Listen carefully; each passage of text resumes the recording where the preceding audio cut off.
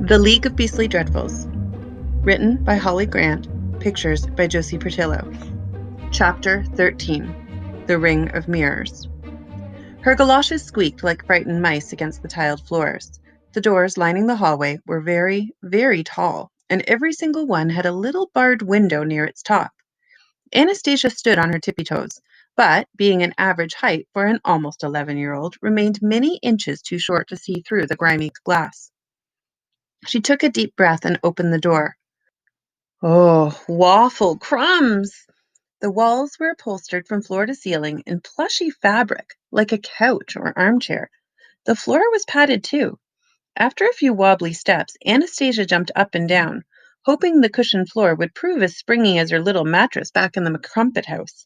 Her galoshes just sank into the padding, puffing up clouds of dust.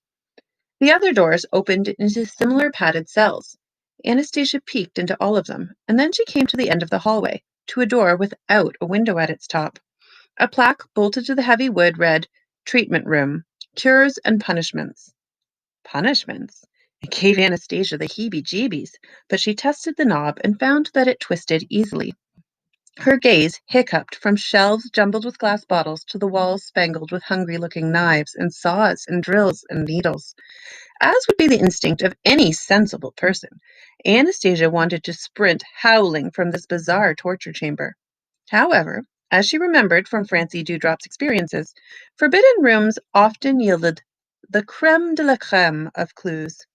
So she steeled her will and inched forward to plunder the first of many drawers lining the counter beneath the shelves. Inside lay an enormous magnet of the variety you may have seen in cartoons, a red U with metal tips. Anastasia nabbed the magnet at its bend and aimed the ends at a pair of small scissors dangling from the collection of fearsome surgical equipment.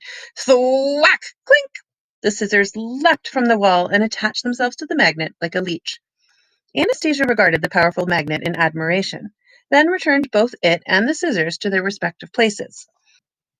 The other drawers yawned open like empty mouths, and the cabinets beneath the counter were bare as those of old Mother Hubbard, with one surprising exception.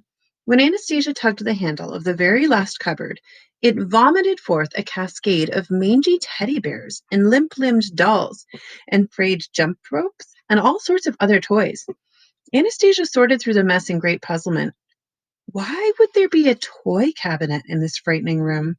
Some of the toys were very old, and others quite new. In fact, there was a Francie Dewdrop title published about 2 years earlier, Mystery Number 63, The Clue in the Hidden Room. Anastasia hugged it to her chest, remembering the day back in 3rd grade when Miss Apple had waved her into the library with a smile. "I saved this especially for you," the good librarian said, "so that you could be the first at Moose Lake Elementary to read it." Anastasia flipped the cover. "Property of Lucy P.," she read, studying the bubbly cursive looping across the title page. "Well, Lucy P., I hope you don't mind if I borrow this." She shoved the book into her satchel, giddy with the anticipation of perusing a Francie Dewdrop by candlelight in room 11 that night. Had Lucy P. lived at St. Agnes? Anastasia wondered how long the ancient nut house had been in her auntie's possession. They had never mentioned exactly when they'd become the proud owners of an authentically creepy Victorian asylum. Leaning against the cabinet to squish the toys back inside, she spotted a door at the rear of the treatment room. She nipped through to another gloomy corridor. The door knobs lining the darkness winked like bulbous eyes in the flicker from her candle. Anastasia paused by the first door on the left. Office of Dr. Jasper Grungewith. That is to say, room for diagnosing psychopathic murderers, dilly arsonists, loony pickpockets, and other criminal fruitcakes. A sturdy bolt glinted on the jamb. Why would there be a bolt on the outside of Dr. Grungewith's office? Ding, bling, ting, bling, bling. Was it music coming from the depths of Dr. Grungewith's lair? Anastasia plastered her ear to the door. Bling, ting, twinkle, tinkle, bling. She took a deep breath, then slid the rod back and gumshoed into the office. Flames spluttered at the top of dozens of candelabra scattered across the floor, throwing peculiar shadows over the walls.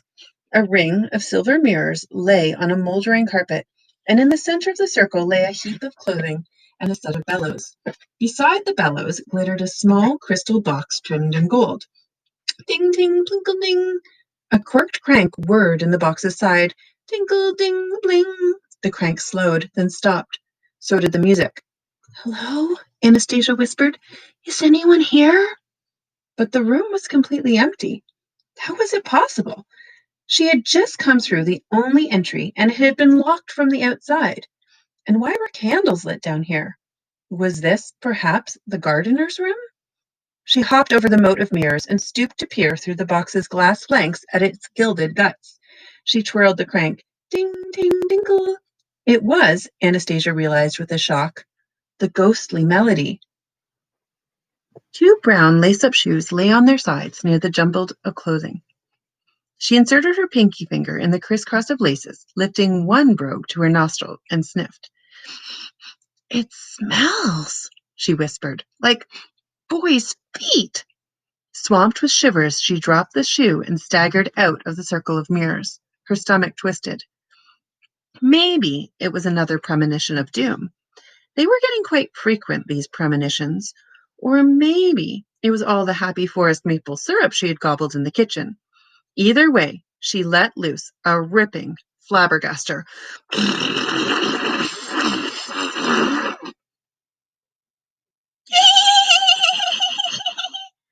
Anastasia gasped. Who's there? She leapt to the door and scanned the corridor. It was empty. She let out a shaky breath.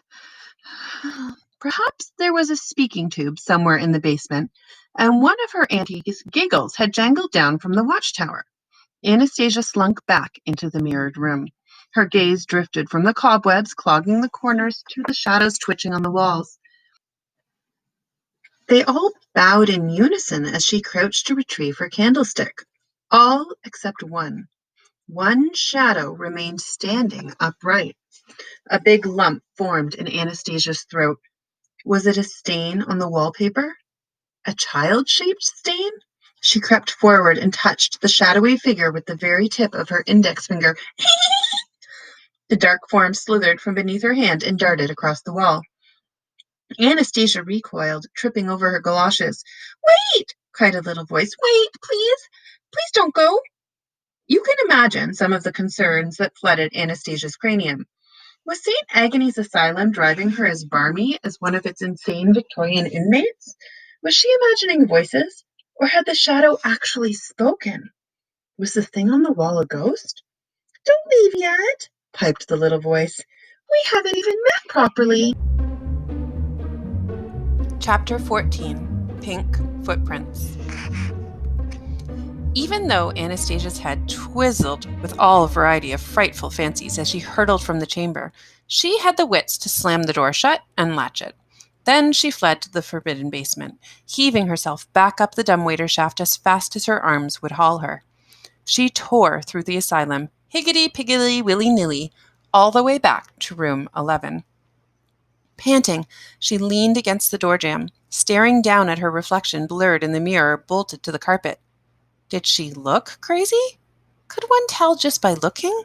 She squinched her eyes shut and conjured up a phantasm of the gardener. He seemed loopy from the first glance. Of course, anyone who went around with a birdcage on his head would. She blinked and refocused her eyes.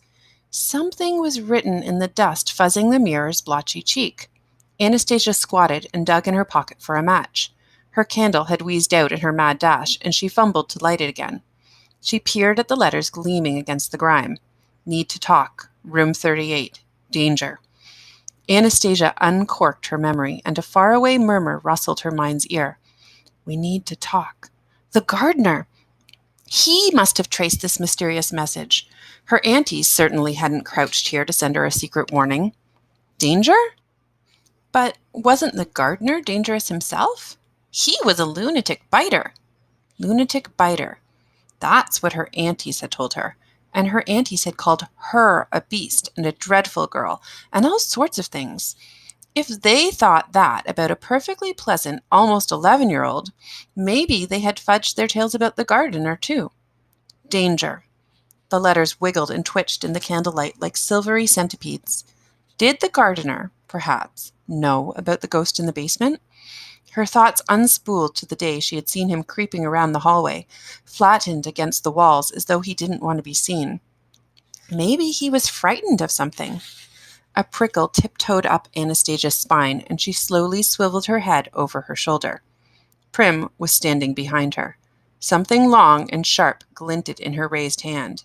Even though Prim was a teeny tiny old lady, she looked huge from where Anastasia hunkered among the dust bunnies. Her mouth was slightly open, and her pointy metal teeth glistened in the gloom. "Oh!" Anastasia cried. "I didn't hear you, Auntie." Prim lurched, and the thing in her hand fell to the floor with a harmless tinkle. It was, Anastasia saw, just a knitting needle. "Now look what you made me do," Prim chided, stooping to pick it up. "Ouch, my poor knees!" She slipped the needle into her coat pocket. "You shouldn't be playing on the floor. Haven't you noticed all the poison ivy creeping around this place?" Anastasia fumbled to cover the cryptic mirror memo. "There isn't any ivy growing in here, Auntie." "The last thing we need is a rashy orphan on our hands," Prim went on. "Speaking of rashes, what are those spots on your neck?" She plucked at Anastasia's collar, inspecting the silver chain of Granny McCrumpet's necklace for just a second before snatching her hand away. "Like I keep telling you," Anastasia said, "I'm just freckly." "Well, poison ivy or not, you shouldn't be lollygagging, dear. You're supposed to be helping your frail-hearted aunties with the housework," Prim said. "But no gardening today. It's too wet." "I saw the gardener outside," Anastasia said. "He was digging a hole in the garden." "A big hole."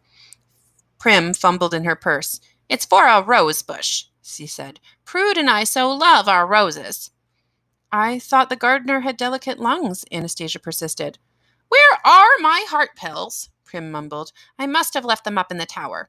Her umbrella thumped as she wandered away. How different Prim had looked looming in the hallway, metal dentures twinkling so strangely in the candlelight. It had almost seemed as if the old woman were baring her teeth. Anastasia shivered, marveling at the effects of St. Agnes' asylum on her nerves. But her gaze hopscotched back to the message in the dust. Danger. She wasn't imagining that. Room 38. Did she dare visit the gardener? She longed for someone to talk to. She couldn't ask her aunties about the ghost in the cellar because they would just say it was a product of her overactive imagination, and then they would scold her for exploring the forbidden basement. Perhaps they would even lock her into her room. Anastasia smeared her palm across the mirror, then tottered to her feet and beelined to the stairwell. Danger. Her pulse thudded as she vaulted the steps. Danger. She burst into the hallway, the urge to bolt twitching her galoshes from pussyfooting to cantering. Danger. From cantering to dashing. Danger. Danger. Danger. She wheezed to a halt, realizing that she had gotten all muddled up in the hallways. A draft of icy air rattled down the corridor and gnawed at her bones. Was she in the wintry north wing, where frostbite ravaged the toes of orphans? As Anastasia whirled to turn back, her candlelight snagged on something small and metallic glittering on the floor. She knelt. It was a key, and inscribed in silvery loops on its head was a number. 13. "Miss Viola's key," Anastasia whispered. She scrutinized the carpet. Dust veiled the rose-splotched runner, but the pink showed through in a set of footprints twisting down a crooked hallway. Anastasia pulled out her magnifying glass, squinting through it at the crimson tracks as she trailed them into the gloom. She was so focused on the view through the magical lens, in fact, that she smacked right into the wall at the end of the corridor. She toppled backward, rubbing her scalp. A dead end? Had there even been any doors along the way? She hadn't noticed. She scurried back up the passageway and confirmed. There wasn't a single doorway lining its walls. She returned to the cul-de-sac and peered at the peeling green wallpaper, perplexed. It was a hallway to nowhere. And yet, someone had just been there. The footprints were recent. St. Agnes was so grubby that she could spend an entire afternoon sweeping grime off the floor and awaken the following morning to find a new blanket of dust in its place, like snow that had fallen overnight. These tracks, she mused, must have been made that morning, or perhaps sometime after lunch. She lowered her candle, puddling light over the pink footprints. They seemed to walk right into the wall. Anastasia stared at the not door. She stared at it until she started to see faces in the botanical wallpaper print. Your imagination may have veneered similar faces over patterned wallpaper in your own home. Or perhaps you have watched clouds in the sky transform into fluffy bunnies before your fanciful gaze. Anastasia giggled. The faces looked a bit like Prim and Prude. One skinny face, a pointy thistle. One round face, a squashed cabbage. One skinny face, one round face, one round face, one round face. Wait a minute, Anastasia whispered. She raised the magnifying glass to the cluster of printed cabbages. The wallpaper lumped and buckled, just a little. She could just make out a seam where someone had patched the paper. It blended almost perfectly with the rest of the wall. But whoever gummed it up should have planted a thistle instead of another cabbage. Of course, all the wallpaper in the house was torn and tattered and rotting away. But why, Anastasia wondered, had someone bothered to fix this wall in a hallway that led to nowhere? Crooking her thumb and forefinger, she peeled back the square of paper. And there, like a little yawning golden mouth, gleamed a keyhole.